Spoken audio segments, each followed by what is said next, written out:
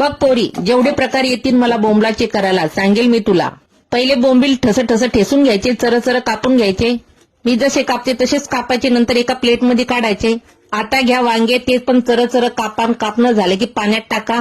आता घ्या बोंबील धुवून. आता बघ, जोपर्यंत अशा गल्लीत जात नाही बोंबलाचा वास तोपर्यंत तळत राहायचं. असं दरवाज्यातून मुडकं बाहेर काढायचं. सावली पण दिसली की लगेच बोंबील तेलातून काढून घ्यायचे. उरेल तेलात टाकायचा कांदा, कोकम, टमाटर. इकडे पाट्यावर लसूण, कोथिंबीर, मिरच्या ठेसून घ्यायच्या. आलेली चटणी कांद्यात टाकून द्यायची. आता टाका धनिया पावडर, घाटी मसाला, हळद, सोबती त्याच्या वांगे आणि वरून टाका लाल मिरची, घ्या हलून.